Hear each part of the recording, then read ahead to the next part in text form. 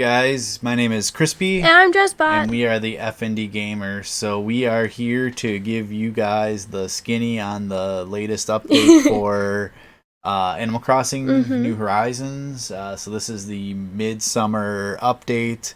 We'll kind of talk through basically what I would say the three main things that were added as part of the update.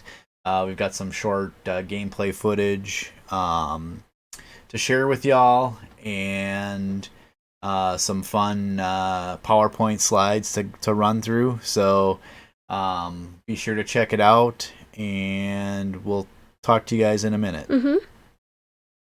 Alright guys, let's get into it. So as we mentioned in the beginning, we're going to cover the MidSummer update that came to Animal Crossing New Horizons. And there's kind of three main components that were added as part of that July update. And the three things are diving, Pascal, and Gulivarrr.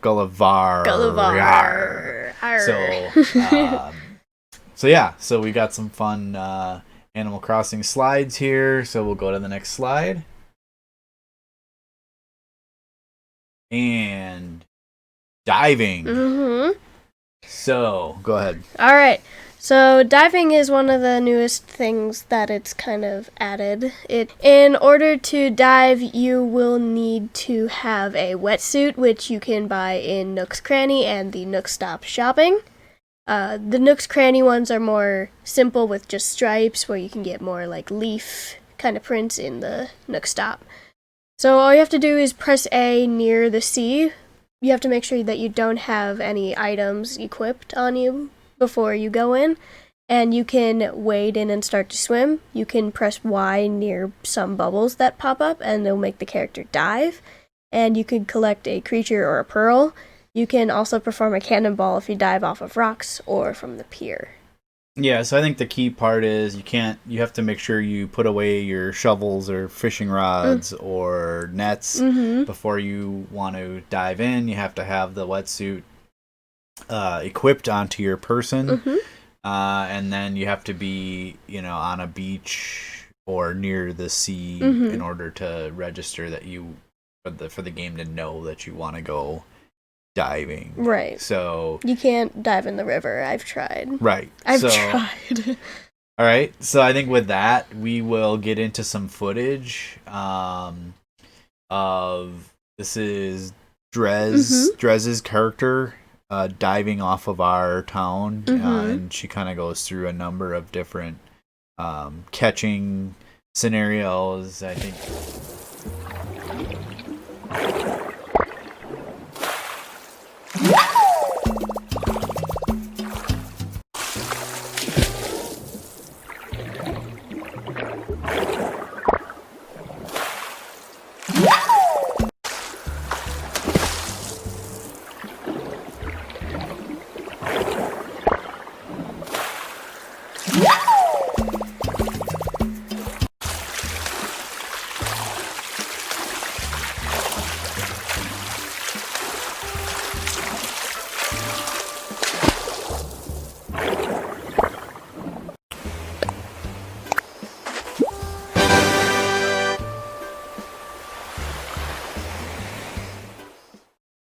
Alright, so welcome back. Hope you guys enjoyed the short clips there.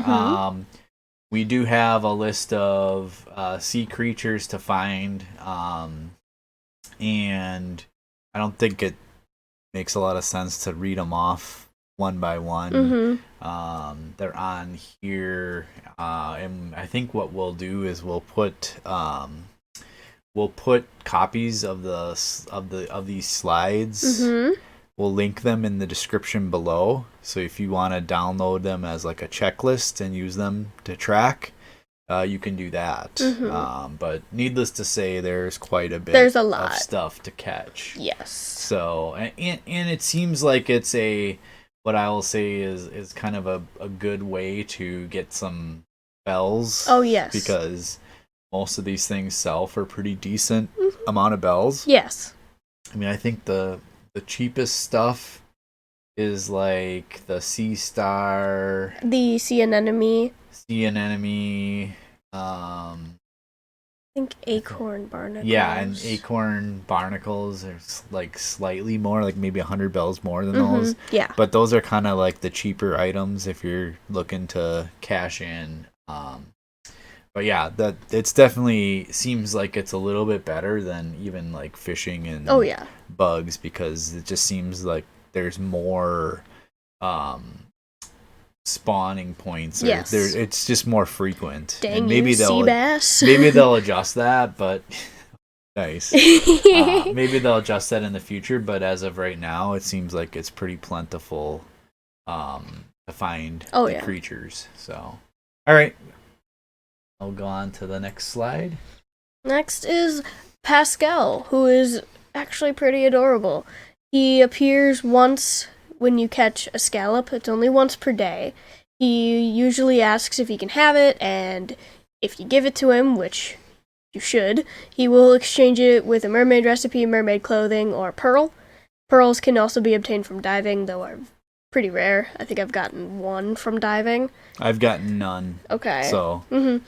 Pascal also has approximately 37 different quotes of wisdom to share after you give him the thing, after you give him the scallop. Yeah, I don't believe this is his first appearance in the series, but he's pretty cool. And he does give you kind of inspirational type quotes when you trade him a scallop. So you have to catch a scallop to get him. So the first time you ever catch a scallop will be the first encounter with him. And then you can find him once a day when you get another scallop. But you can't like save scallops. So it's not like you can trade multiple scallops to him per day. It's only a one per day. And you have to find a brand new one in order to spawn him. Correct. So you do have to spend some time in order to get him to show up, depending on your luck. Your mileage may vary. So yeah. All right, let's go on to the next slide. So there are, I would say, like a good number of mermaid recipes for the season. Like 14 different recipes. Yeah, 14 different. Most of them are pretty similar to like other things we like other like bamboo stuff. Was pretty similar with like how many there are and what types of are, like the walls, the rugs, the bed. Right. It's kind of like a full room furnishings basically is what you get. So it's basically a themed set. Like the Easter stuff. Right. I would say. It's a good way to say that. So like I said before, we'll post a link in the description with the to like a snapshot of the slide, so if you want to print it out for tracking purposes, you can do that, but I'm not going to read through all the slides. All right, and then now on to the last item of the update. Gulivarrr! Yarr! I'll let you go ahead. All right. So, in addition to regular Gulivarrr, one dressed as a pirate can also appear. He's dressed as a pirate, obviously, because he's wearing red and yellow instead of blue and a pirate hat. Yeah, instead of like a normal sailor's hat. Right. He also requires assistance, but his communicator part is found in the sea, so you have to go diving for it. He only needs one, though, and he gives pirate-themed gifts. Because of course he does. He's Pirate Gulivarrr. Right. I mean, it seems like it's a lot easier to finish this one. Like, it's not like it's hard to do the other one, but you gotta dig up 5 parts versus 1 part. So, I'm not sure how... I have not encountered him yet on our island, so... I've seen regular Gulivarrr, but I have not seen Pirate Gulivarrr. I do go around the beach every day looking for shells, so I would see him. Was there any tricks about rusted parts and whatnot? Yes. With him? There was. So, for this communicator part, if you don't give it to him, I believe it turns into 5? Like, rusted parts? So it would be like the same amount as if you kept the parts from regular Gulivarrr. And then, if you give him the part, I think a slot in your recycling bin will fill up with some. I'm not sure how many there are, but it does spawn some. You're saying the bin by Tom Nook and Isabel, like residential services. Okay. Yeah, that recycling bin. Okay. All right. Yeah. So pretty cool. He looks pretty neat. Mm-hmm. And then let's get to the list of the pirate themed items. Mm-hmm. So they got a couple of furniture stuff, and then a lot of clothing items, and then just like floor, wall, and rug. Yeah, it seems like it's like outfits plus furnishings plus cool furniture as well. Mm-hmm. So it seems like a little bit more robust than like the mermaid set. Mm-hmm. I've seen people just like pictures of people with like the sea captain's coat or right. the furniture items, like you can put them out on the beach. Like I've seen some images of that, and I think that it's pretty cool looking. They look cool. Yeah. All right.